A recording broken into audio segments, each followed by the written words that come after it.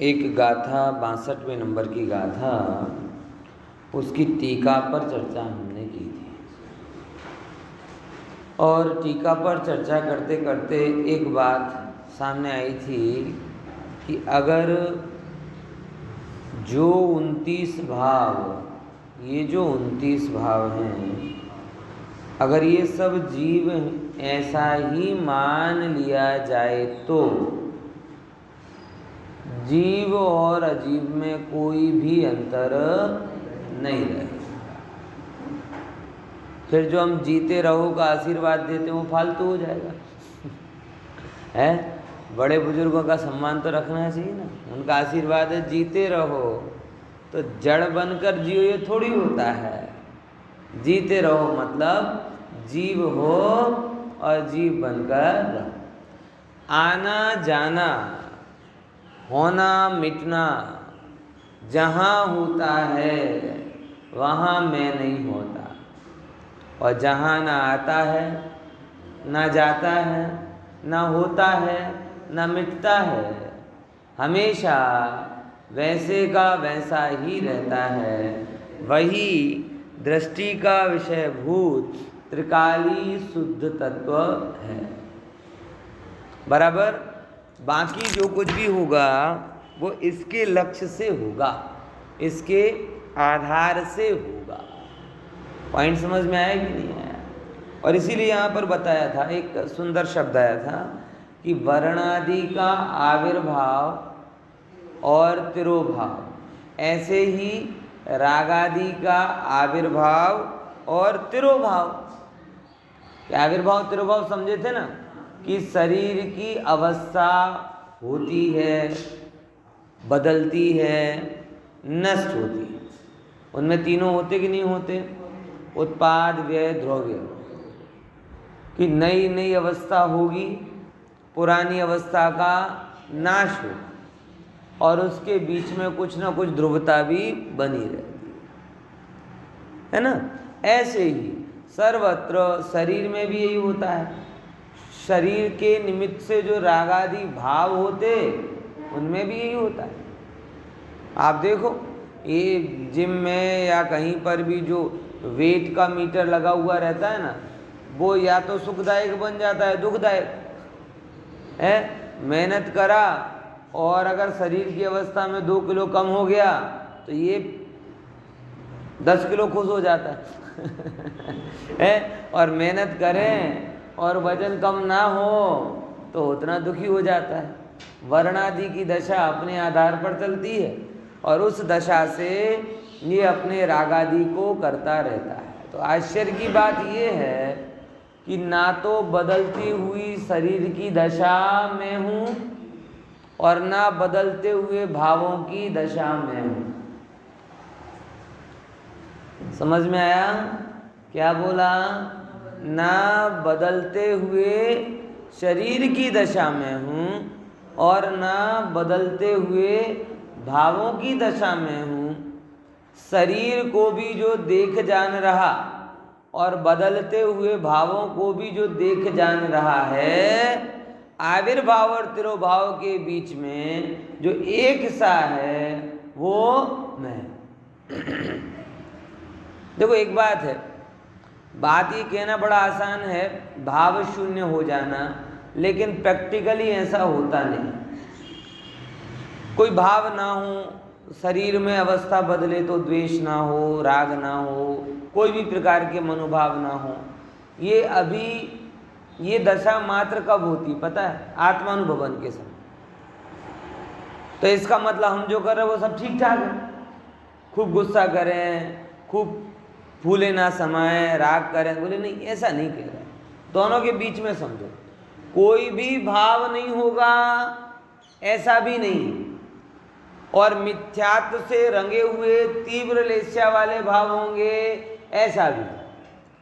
तत्व ज्ञान के माध्यम से आप किसे पाओगे? क्लियर लक्ष्य कर लो। बहुत वही बात है कि लोग 2 प्रकार की अपेक्षा रख लेते हैं। कैसी?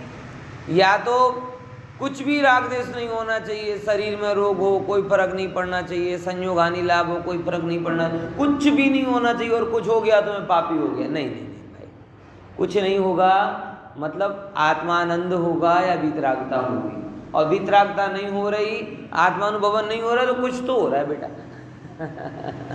बहुत सारे लोग इतने अपने बारे में अनजान होते हैं, नहीं नहीं हमें कुछ नहीं होता, हमें कुछ नहीं होता। अच्छा आत्मानुभवन हो रहा है, बोले नहीं वो भी नहीं होता, तो कुछ ना कुछ हो रहा है। अब तुम पकड़ नहीं पा रहे, बात अलग है। समझे कि नहीं समझे? ख्याल में आया?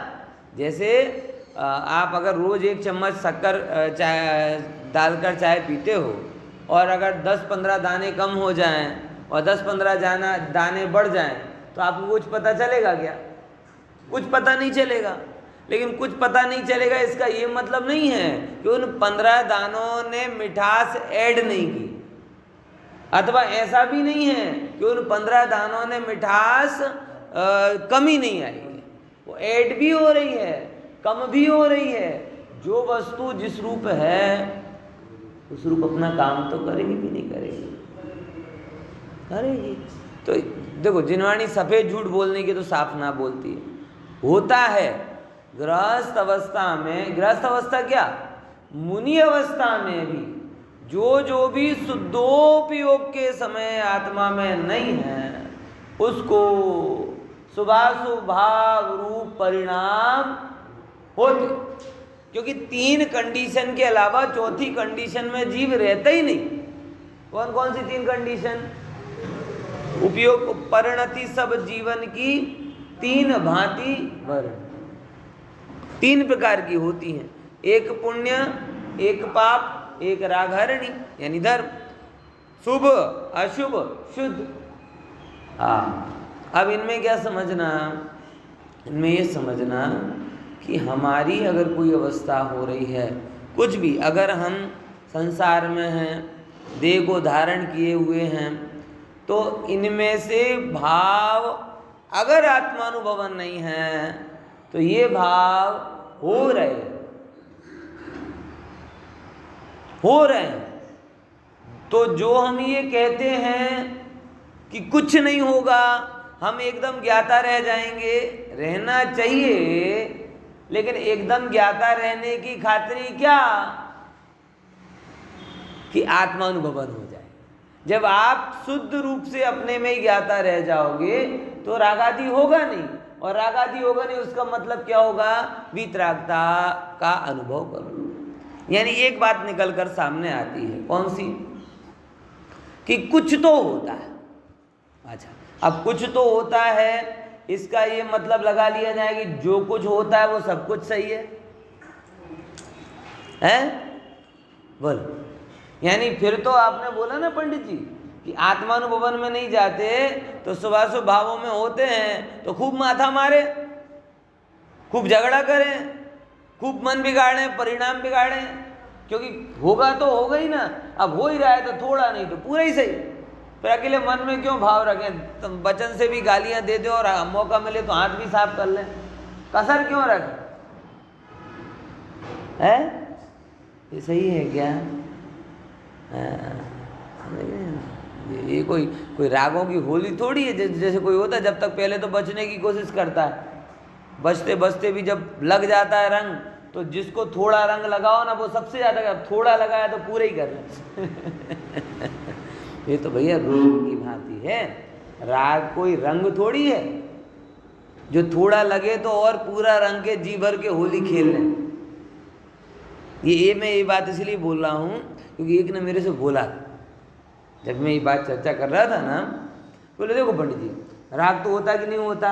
हाँ होता है साहब, राग तो नहीं होगा मतलब वीतराग होना, वीतराग नहीं होना मतलब आत्मानुभवन होना, तो होता है ना। तो फिर होता है तो फिर क्या दबाना, क्या विचारना? फिर हो रहा है, जैसे होली खेलते हैं ना, थोड़ा रंग लगा तो अब थोड़ी खेल ली तो पूरी खेल लो। है फिर अकेले हाथ क्यों रंगो, मुंह भी रंगो, है पूरे रंग बिरंगे हो जाओ, है फिर राग का पूरा मजा ले लो। उसकी भाषा में ये शब्द था, अधूरा अधूरा क्यों लें। तब मैंने उसको ये बात बोली थी जो आपको बोल रहा हूँ कि राग आदि भाव रंग नहीं है, राग आदि भाव रोग है। क्या बोला?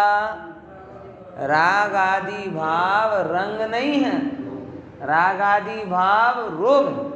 रोग में क्या कभी ऐसा सोचते हो कि सर्दी हो गई तो अब सीधा कैंसर ही हो जाए? हो तो पूरा हो, नहीं तो बिल्कुल ना हो। है, समझे कि नहीं समझे? मतलब उसके लिए तो कोरोना की वो बताते हैं स्टेज, जैसे अपन लोग, तो हमारी पहली तैयारी क्या होती थी? मास्क लगा लिया, हाथ धो लिए कि कोरोना हो ही नहीं। अब लाख उपाय किए तो भी हो गया, तो क्या इच्छा रहती थी? हो तो घर में ही निपट सुलझ जाए। यही होती थी ना। अब नहीं सुलझ रहा साहब, ऑक्सीजन लेवल डाउन हो गया, ये हो गया, तो फिर क्या कहते थे? चलो भाई नॉर्मल ऑक्सीजन से काम हो जाए, आईसीयू में ना जाना पड़े, दाखिल हो जाए तो ठीक, लेकिन आईसीयू में ना जाना पड़े। लेकिन तो चले भी गए, तो फिर इच्छा होती थी चलो आईसीयू तक गए तो ठीक, वेंटिलेटर तक ना जाना पड़े। है, अब वेंटिलेटर पे भी चढ़ गए तो भी सबकी इच्छा क्या होती थी कि चढ़े हैं तो उतर आए, चढ़े हैं तो चढ़ ना जाए। है, समझ में आया कि नहीं? अब इसमें कौन है ऐसा जो ये कहेगा कि नहीं या तो कोरोना हो नहीं, अगर हो तो सीधे मर जाएं, बचे नहीं? ऐसा कोई कहता था क्या? है भैया, या तो हो नहीं या हो तो सीधे मर जाए। ऐसा नहीं होता, ऐसा नहीं होता। समझ में आया? बस यही बात है। राग को आप आनंद का कारण मानते हो तो ये मन में आएगा कि जितना हो रहा है तो और कर लें, और कर लें, और कर लें। और हर चीज में खाने की इच्छा हो गई तो अब खा ही लो ना, इच्छा तो हो ही गई ना। घूमने फिरने की इच्छा हो गई तो अब भोग ही लो ना, इच्छा तो हो ही गई ना। बात समझ में आ रही कि नहीं आ रही? ये जो प्रश्न होता है ना, ये कि भाई ये मन में हो रहा है तो कर ही लो, इसका कारण ये है कि अंदर में क्या पड़ा हुआ है? उसके पीछे आनंद भाव पड़ा हुआ है। और जब आप राग में रोग भाव देखोगे तो आप सोचोगे अब ये हुआ तो ठीक, अभी यहीं रह जाए तो बढ़िया, इससे आगे नहीं, वो हो गया तो भी ठीक, अब इससे आगे नहीं। आपका अंत तक प्रयास उसको रोकने का होता है, ना कि उसको बढ़ा। पॉइंट समझ में आया कि नहीं? लेकिन इसके लिए पहले फंडामेंटल क्लियर होने चाहिए। कौन से? कि राग आत्मा का रोग है। आश्रव तत्व की भूल क्या थी? रागादि प्रगट ये दुख देन। बराबर? नवीन भाई इसमें आई थी अभी, आप जुड़ कम रहो उसमें पीएच की क्लास में। उसमें ये लाइन आई थी, रागादि प्रगट ये दुख देन, कि रागादि प्रगट रूप से क्या है? दुख देने वाले हैं। और तिन्हीं को सेवत गिनत छे, उन्हीं की सेवा करते करते क्या माना जाता है? आनंद मानता है। बोले ये किसकी भूल है? ये आश्रव तत्व की। अब जब तक ये भूल आपकी सुधरेगी नहीं, राग आदि प्रगट दुखदाई, देखो गजब है, शास्त्रों के आधार से जो हम निर्णय कर लेते वो तो कर लेते हैं, लेकिन स्वानुभव से निर्णय नहीं कर पाते। ये लाइन समझ में आई? शास्त्रों में पढ़ा है कि भाई राग करने से, भोग आदि भोगने से, परिग्रह इकट्ठा करने से, नरक आदि गतियों में जाते, वहाँ जाकर बहुत दुखी होंगे, ये तो हम मानने के लिए तैयार हो जाते हैं। लेकिन अभी भी राग आदि भाव प्रकट रूप से हमें दुख ही दे रहे हैं, ये थोड़ा बैठता नहीं। और जब तक ये बैठेगा नहीं तब तक मोक्ष मार्ग भी बैठेगा नहीं। अब ये लाइन समझ लो, क्योंकि राग में आनंद मानना बंध मार्ग और राग में दुखानुभूति होना मोक्ष मार्ग, ज्ञान में आनंद की अनुभूति होना मोक्ष मार्ग और ज्ञान में दुखानुभूति होना बंध मार्ग। आई कि नहीं? अगली संवर की भूल है। आत्महित हेत विराग ज्ञान ते लखे आपको कष्ट था। दो तरफ से पकड़ा है दौलत राम जी ने अपने को। राग में आनंद मान रहा है जो कि दुख रूप है, और ज्ञान को दुखमय मान रहा है जो कि बताओ भाई है आनंद। ये जब आप खुद निर्णय करते जाओ, जब तक ये बैठेगा नहीं तब तक मोक्ष मार्ग भी बैठेगा नहीं। भले ही आप पंडित बन जाओ, भले ही आप व्रती बन जाओ, भले ही आप दानी बन जाओ, भले ही आप संस्थाओं के प्रमुख बन जाओ, धर्म के नाम पर जो कुछ भी होता हो उस सबके टॉप पर पहुंच जाओ। दान में, व्रत में, पूजा में, उपवास में, बराबर ज्ञान में, पांडित्य में, विधि विधान में, वैवट में, नाम में, सब जगह टॉप पर पहुंच जाओ। लेकिन हे जी, जब तक तुझे राग प्रकट रूप से दुख देने वाला नहीं लगेगा और ज्ञान प्रकट रूप से सुख देने वाला नहीं लगेगा, प्रभो तेरी सात तत्व की बूंद सुधरी नहीं, तेरा मोक्ष मार्ग शुरू हुआ नहीं।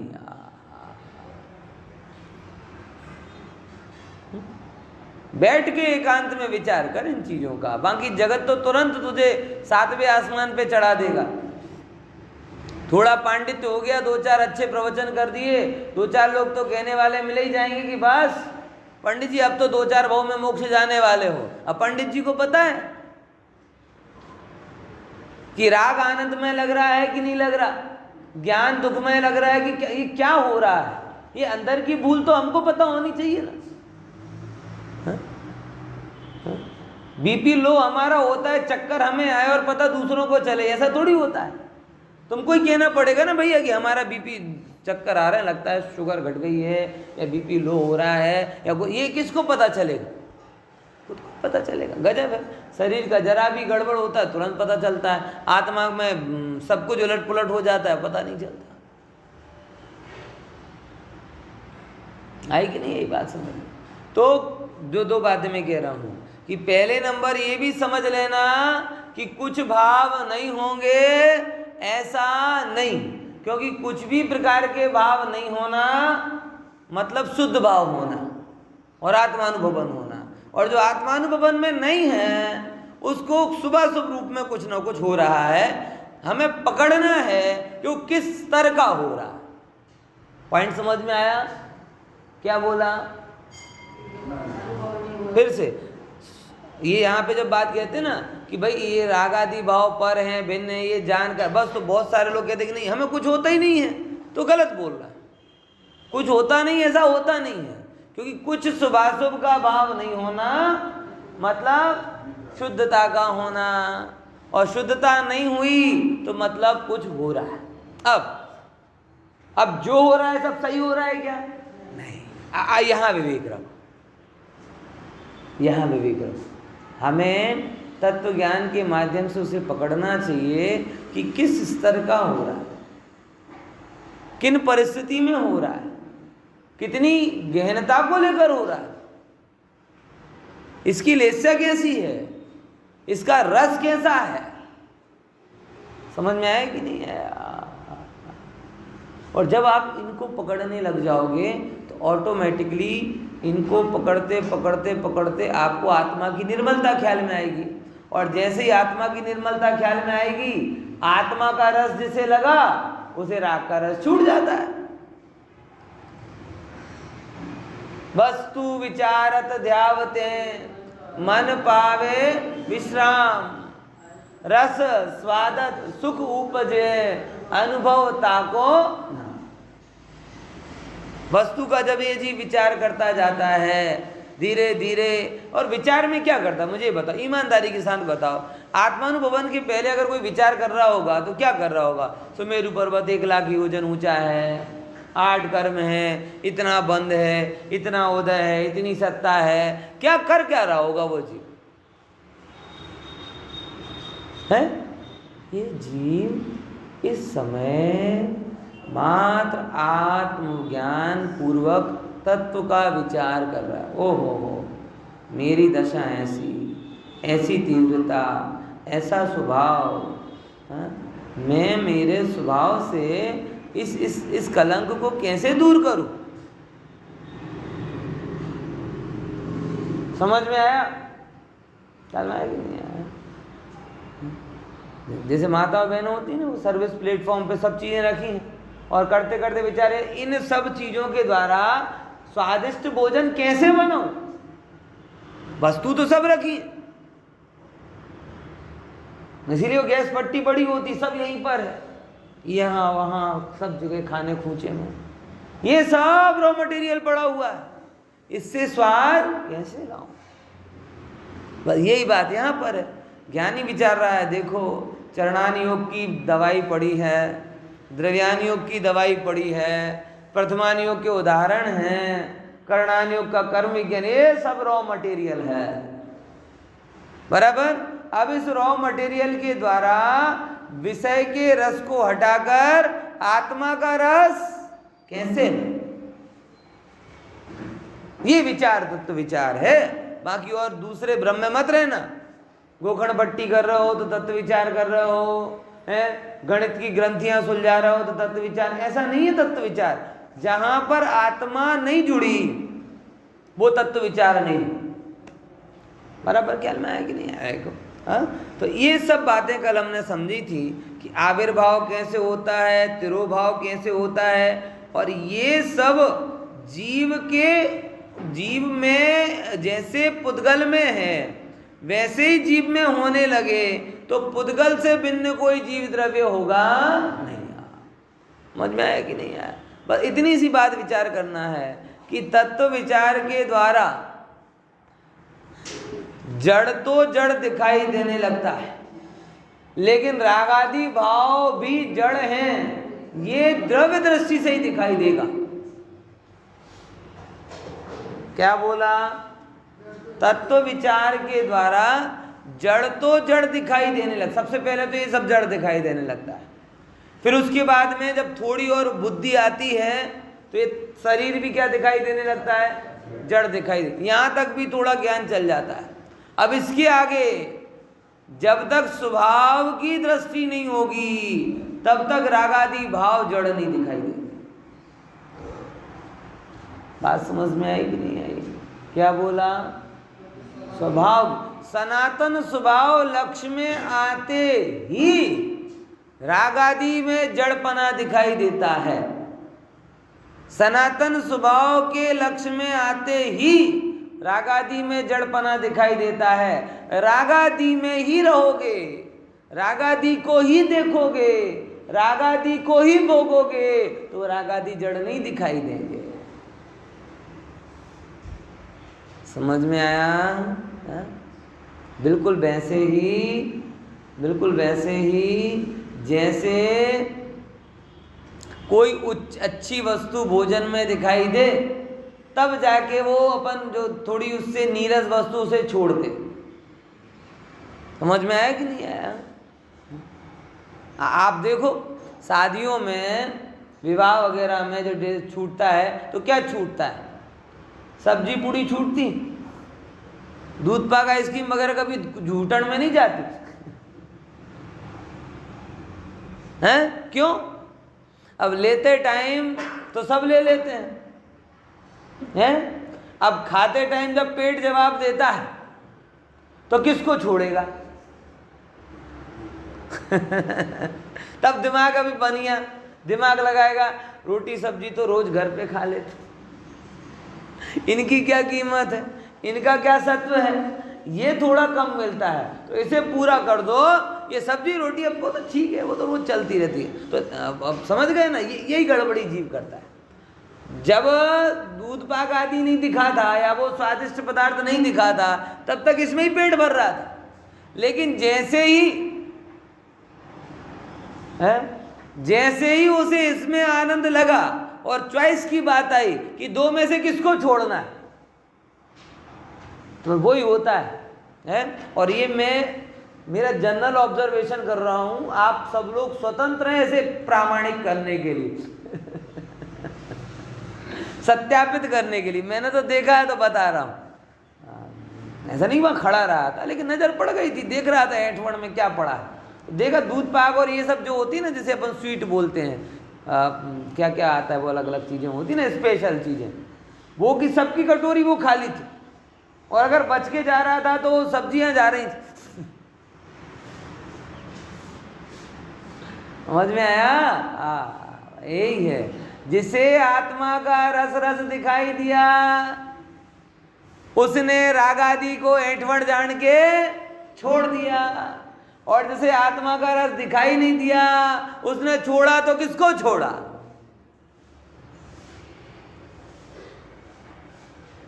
बात समझ में आई?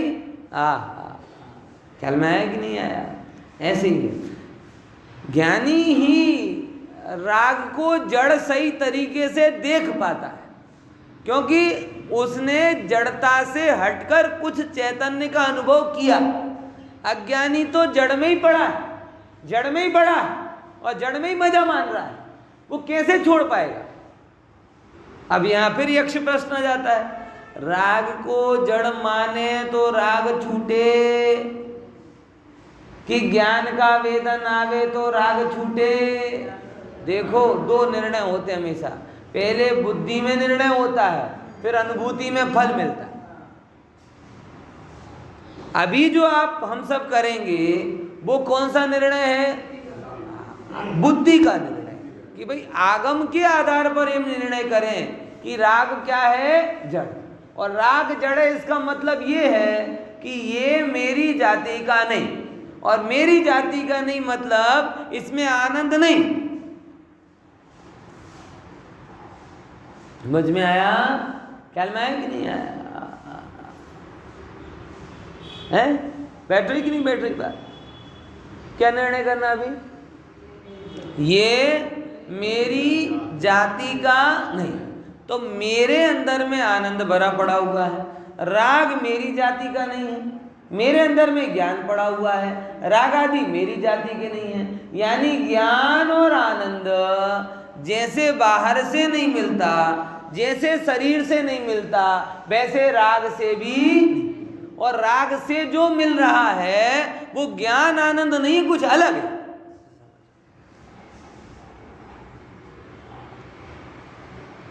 जो हो रहा है वो क्या है?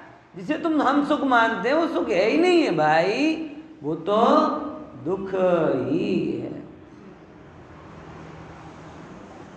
और जीव स्वभाव से दुखी नहीं होना चाहता, ये निर्णय उसके अंदर का प्रोग्राम।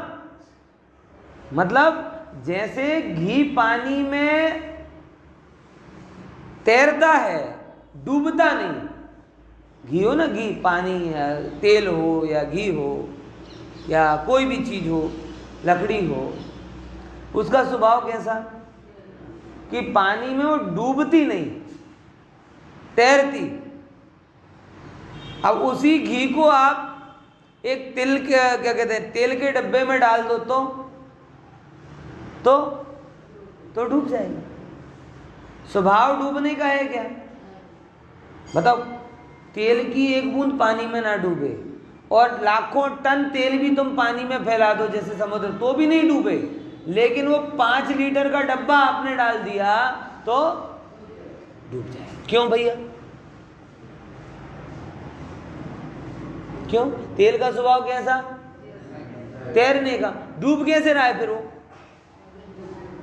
डब्बे के संयोग। किसके संयोग में? ऐसे आत्मा का स्वभाव कैसा? सुखी होना। दुखी क्यों हो रहा है? डब्बे के संयोग में। कौन सा डब्बा है वो? 5 लीटर का डब्बा था और ये 60-65 किलो का डब्बा है। इस डब्बे के कारण इसका जो स्वाभाविक स्वभाव है वो व्यक्त ही नहीं हो रहा। जैसे तेल की बूंद बूंद तैरने के लिए तत्पर है, लेकिन संयोग के कारण उसका स्वभाव व्यक्त नहीं हो रहा। ऐसे ही आत्मा की हर एक पर्याय सुख लेने के लिए तत्पर है, लेकिन राग आदि बुद्धि के कारण उसका वो स्वभाव व्यक्त नहीं हो। अब हम हैं कि वो ग्रंथि डब्बे को खोले नहीं रहे, तो ज्ञान की पर्याय, आनंद की पर्याय प्रकट ही नहीं हो रही। और हम कहते हैं कि भाई खोलने दो जरा डब्बे को, थोड़ी तत्व की सुबाग, ना खराब थी जैसे, बगड़ी जैसे। अरे बगड़ से नहीं प्रभु, पड़ियो पड़ियो बगड़ी जैसे, खुली गयो तो तरी जैसे। सील पैक रहवा दो, सील पैक रहवा दो। अरे प्रभु, ये सील पैक में अनादि की सारी वासनाएं भरी।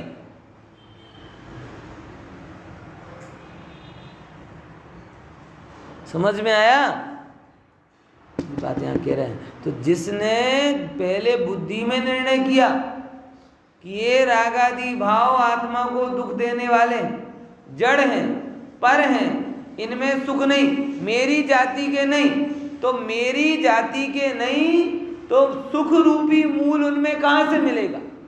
जैसे घर में सुख नहीं मिलता, जैसे तन में सुख नहीं मिलता, वैसे ही घर और तन आदि से लक्ष्य में लेकर जो रागादि भाव हो रहे हैं वो भी आत्मा को सुख देने वाले नहीं। समझ में आया? क्योंकि सुख तो आत्मानुभवन के द्वारा प्राप्त होता है। समझे कि नहीं समझे? ये स्टेज बाय स्टेज है सब चीजें। बाहरी व्यक्ति भौतिकवादी संयोगों को पकड़ते हैं, जो थोड़े भीतरी आते हुए ना शरीर संयोग तुमने सब इकट्ठा कर लिया, शरीर में रोग हो गए, वजन बढ़ गया, तो क्या काम का? तो शरीर को ठीक रखो। जो संयोग से हटते हो कहाँ पर जाते हैं? शरीर पर जाते हैं। इसीलिए योगा करो, जिम करो, एक्सरसाइज करो, फलाना करो, ये करो, वो करो। तो संयोग से तो हटे, लेकिन कहाँ पर आ गए? जो थोड़े और गहराई में उतरते हैं वो कहते ना ना ना, ये नव अध्यात्मवादी कि मन में सुख है, मन में दुख है, शरीर भी ठीक रहा लेकिन मन में प्रसन्न नहीं हुए तो तुम क्या काम का? तो वो रागादि भावों में जाते हैं। तीन दशा आपको जगत में स्पष्ट दिखाई देंगी। भौतिकवादी शरीर संयोग की तरफ लेके जा रहे हैं, ये जो डॉक्टर्स वगैरह हैं ये सब आपको शरीर की तरफ लेके जा रहे हैं, और ये जो थोड़े इन दोनों से अलग हैं वो तीसरी जगह लेकर जा रहे हैं आपको। किसमें? प्रसन्न रहो, एंजॉय और लाइफ है, आनंदित रहो, मौज में रहो, है, वो रागादि भावों में पड़े। यानी कह रहे प्रभु तीनों ही तेरे से भिन्न हैं और ये तीनों जड़। ऐसा ये कहने की सामर्थ्य केवल किन में है? कुनकुन आचार्य देव। तीनों ही जड़ है। जैसे पर से हटकर तू शरीर पर आया, शरीर से हटकर रागादि पर आया, अब रागादि से भी हटकर आत्मा पे जाएगा तो सच्चे आनंद को पाए। समझ में आया? देखो थोड़ा आगे अपन बढ़ते हैं। ये 63वीं नंबर की गाथा जो वहां पर आती है उसको समझते हैं। बोले ये सब तो ठीक बोला आपने, ये बोला बराबर बोला, मैं ख्याल में आ गया, लेकिन ऐसा तो कह सकते हैं ना कि भाई संसार अवस्था में जीव ने वर्णादि साथे तादात, चलो परमानेंट तादात नहीं, बच्चे ने कहीं रास्ता काढ़ी है। कल मेरे ऑफिस में एक भाई आए, बोले कि क्या मेरी आज पुलिस वाले के साथ में 30 सेकंड की मीटिंग हुई। मैं कैसी 30 सेकंड की मीटिंग?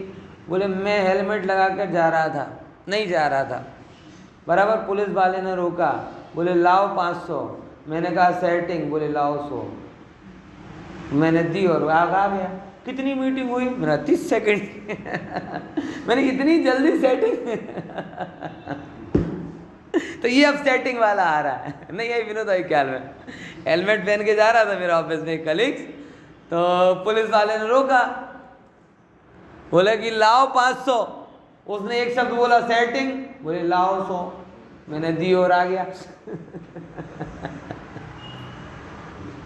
है अब ये वही सेटिंग वाला है, क्योंकि माना बीच का रख लेते हैं। कैसा कि परमानेंट तादाद में नहीं, कोई सेटिंग करो, इतना मान लो कि संसार में तो तादाद में है ना, संयोग सिद्ध नहीं है, बराबर संयोग सिद्ध है, लेकिन संसार अवस्था में तो तादाद में माने ना कि जहां जहां जीव है वहां वहां राग है। तो इतना तो करो सेटिंग कि जीव और राग भले ही सिद्ध अवस्था में ना रहते हों, क्योंकि आपने पिछले में न्याय सिद्ध का दिया था कि अगर ये हो जाए तो ये उनसे रहित सिद्ध भगवान दिखाई देते हैं, चलो उनको सिद्ध भगवान को बीच में अपन नहीं लाते, वो तो भगवान बड़े लोग, उनको क्यों बीच में लाए। लेकिन इतना तो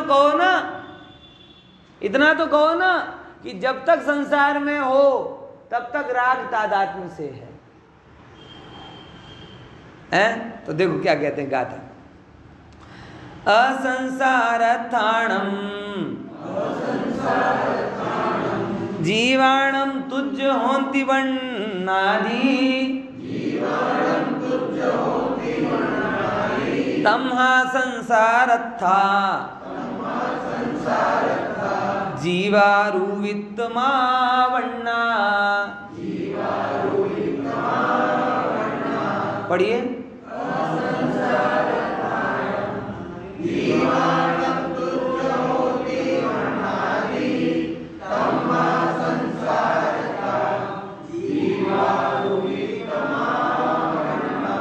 गुजराती पढ़ो।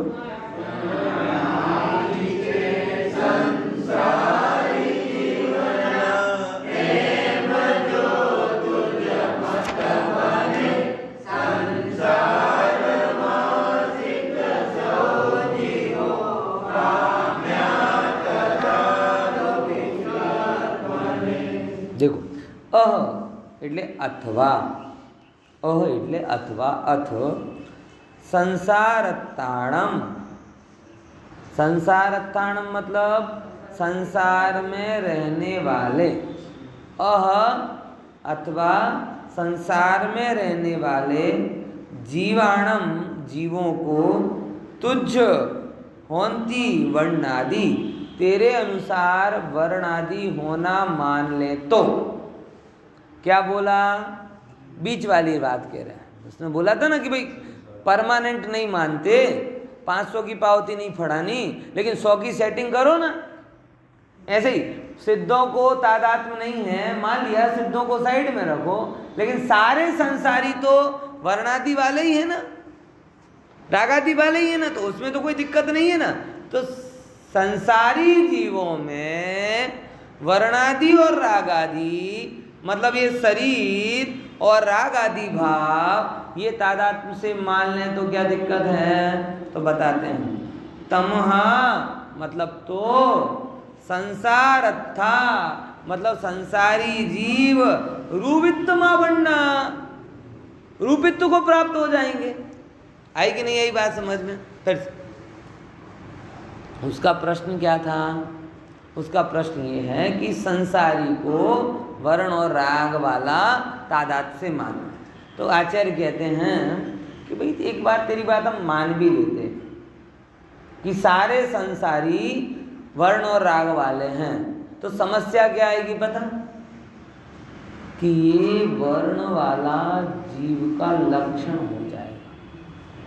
रूपित्व मतलब रूपीपना जीव का लक्षण हो जाएगा। तो दो बातें समझनी है। पहले नंबर की बात, तादात्म्य कोई टेम्पररी नहीं होता, अथवा जो टेम्पररी हो वो तादात्म्य नहीं। हम पानी की गर्म पानी को, गर्माहट को पानी का तादात्म्य गुण कह सकते हैं क्या? हालांकि प्रदेश प्रदेश गर्म है पानी का। जैसे अग्नि जलाती है, पानी बुझाता है, लेकिन अगर वही पानी आग के संयोग में है तो जैसे आग जला रही ना, वैसे वो पानी भी जलाता। गर्म पानी से भी कितने भयंकर जल जाते हैं अपन, पता होगा। तो अब वो गर्माहट को पानी के साथ में है, पानी का प्रदेश प्रदेश गर्म है, लेकिन उसके बावजूद भी आप कभी गर्माहट को जीव का स्वरूप, पानी का स्वरूप बोलते क्या? हमेशा क्या बोलते हो? शीतल जल, शीतल जल। पूजन में चढ़ाते हो तो गंगा नदी का शीतल जल लेकर आऊँगा। अथवा पानी मेला भी होता है, लेकिन आप हमेशा क्या बोलते हो, निर्मल नील। मतलब संयोग के बीच में भी स्वभाव को ही आप तादात्म्य का स्थान देते हो। संयोग को तादात्म्य नहीं कहते। यानी तादात्म्य टाइमलेस वस्तु है। वो तादात्म्य वही कहलाता है जो परमानेंट। जैसे अग्नि है ना, वो उष्णता तादात्म्य के साथ में, यानी वो कभी भी कहीं पर भी किसी भी रूप में गर्म ही रहेगी। इसीलिए ये तो पहले नंबर की बात तो इसकी ये ख्याल में आता है कि इसे तादात्म्य का स्वरूप ही ख्याल में, वो आत्मा में रहने को तादात्म्य समझता है। आत्मा में रहना मात्र तादात्म्य नहीं है, आत्मा में कुछ रहना तो संयोग से भी हो जाता है। जैसे पानी में गर्माहट, ये पानी का तादात्म्य गुण नहीं है। पानी में गंदगी, ये पानी का मूलभूत गुण नहीं है, लेकिन उसके संयोग से, गंदगी के संयोग से पानी कैसा दिखा, गंदा। अग्नि के संयोग से पानी कैसा दिखा, गरम। ऐसे पर के संयोग से, राग के संयोग से आत्मा कैसा दिखा, रागी। हाँ, वे जैसे पानी में संयोग से होने वाली दशा संयोगी ही कहलाती है, तादात्म्य नहीं। ऐसी आत्मा में भी पर के संयोग से होने वाली दशा संयोगी ही कहलाएगी, तादात्म्य। इस न्याय से राग आदि भाव आत्मा में होते हुए भी तादात्म्य सिद्ध नहीं। इतना क्लियर हुआ। दूसरे नंबर के, अगर ऐसा मान लिया जाए तो, अब यहाँ पे कहते हैं तो जीव कैसा हो जाएगा, रूपी। जीव का लक्षण क्या हो जाएगा, अब लक्षण अगर रूपी हो गया तो समस्या क्या है पता है? तो जीव का जो अमूर्तिक लक्षण था वो चला जाएगा। तो फिर जीव जो अपन 6 डाला में पढ़ते हैं, पुद्गल नव धर्म अधर्म काल इनते न्यारी है, इनसे जो अलग है जीव वो तो कुछ रहेगा ही नहीं। और जब जीव अलग रहेगा ही नहीं तो मुक्ति किसकी होगी बताओ? अगर जीव पुद्गल हो गया तो पुद्गल की मुक्ति तो स्कंद से टूटना है, इतना है। तो आपकी मुक्ति क्या होगी, मुक्ति धाम में।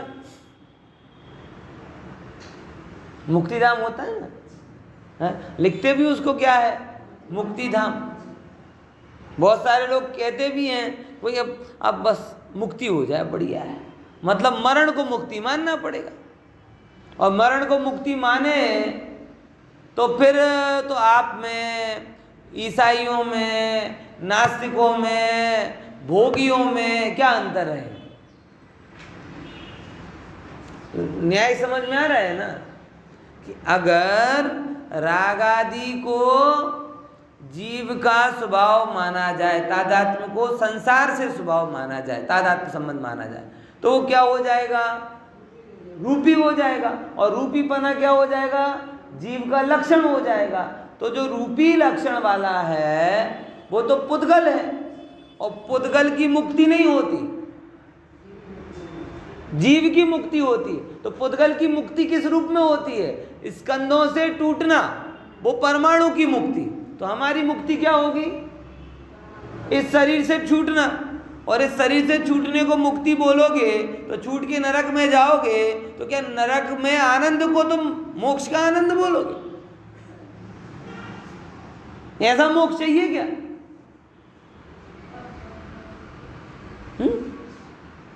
आ रही कि नहीं आ रही बात समझ में? इसीलिए यहाँ नियम बताया कि रूपीपना जीव का लक्षण नहीं हो सकता, क्योंकि जो रूपी नहीं है वो जीव है, जो रागादि वाला नहीं है वो जीव है, जो जड़ नहीं है वो जीव है। समझ में आएगी नहीं? ये बात को यहाँ पे बता रहे हैं। देखो फिर से देखो, अह मतलब आ प्रमाणे संसारत्थाणम संसार में रहनारा जीव तुझ होंती, तुम ऐसा मानते हो कि वर्णादि वाला है, तो संसारत्था जीवा संसार के सारे जीव किसको प्राप्त हो जाएंगे? रूपी पने को प्राप्त हो जाएंगे, है ना। देखो ये गाथा करते यहाँ पे देखो, जो तारो मत एम होय कि संसार में स्थित जीवों ने ज वर्णादि छे, तो संसार में स्थित जीवो जो अर्थ में रूपीपणा ने पाम्या, नीचे को और पढ़ लेते हैं, एम थता तेवु लक्षण तो पुद्गल द्रव्य होवाथी हे मूड बुद्धि, जो मूड के जीव ने जो पुद्गल बनाने की तरफ जाए वो मूड नहीं तो क्या हो, तो पुद्गल द्रव्य ते जीव ठर्यो अने पछी संसार अवस्था में ज नहीं पण निर्वाण पामे पण कौन? पुद्गल जीव पणाने पर, तो निर्वाण भी किसको होगा? पुद्गल को। जब जीव ही पुद्गल हो गया तो निर्वाण भी किसका हुआ? पुद्गल का। ऐसी सारी आपत्तियां इससे आएंगी। आई कि नहीं बात में? थोड़ी कल और विस्तार चर्चा करेंगे।